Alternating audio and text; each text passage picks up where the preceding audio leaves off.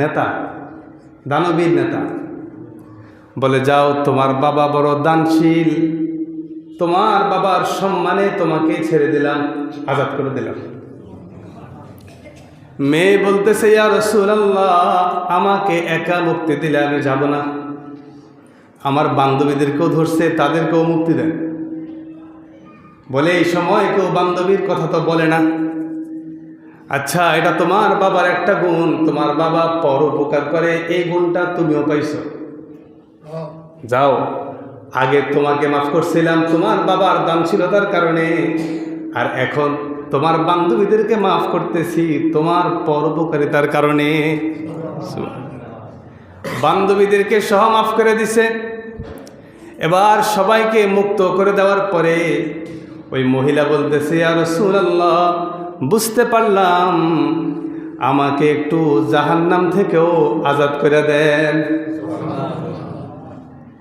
জাহান্নাম থেকে আজাদ করার জন্য এবার রাসূল সাল্লাল্লাহু আলাইহি ওয়াসাল্লাম বলে, বলো, লা ইলাহা ইল্লাল্লাহু মুহাম্মাদুর রাসূলুল্লাহ সাল্লাল্লাহু আলাইহি ওয়াসাল্লাম।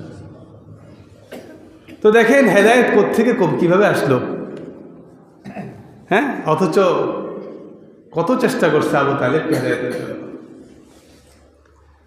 এক হিন্দু বেটা, সে তার মাথায় ঢুকছে, আমার যে করেই হোক রবকে চিনতে হবে, আল্লাহকে চিনতে হবে, আমার বানানে ওয়ালাকে চিনতে হবে।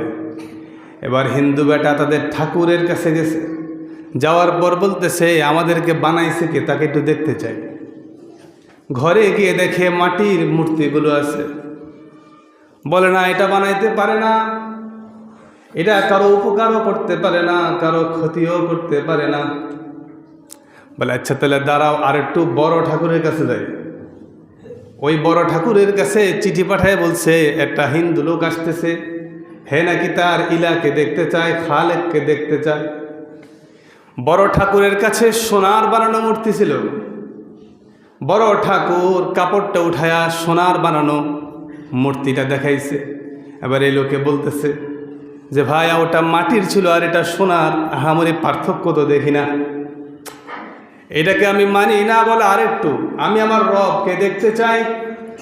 বলে, আচ্ছা, রাষ্ট্রীয় পর্যায়ের বড় ঠাকুরের কাছে তোমাকে নিয়ে যাই। যাওয়ার পর বলতেছে, খালেক তো অনেক দূরে থাকে, তাকে দেখতে হলে দূর থেকে দেখতে হবে। এবার তারা বুদ্ধি করলো, দুইজনে বহু দূরে থাকবে, পাহাড় থেকে তাকে পাহাড়ে নিয়ে আসবে, আর পাহাড় থেকে দূরে একটা আলো জ্বালায় বলবে, তুমি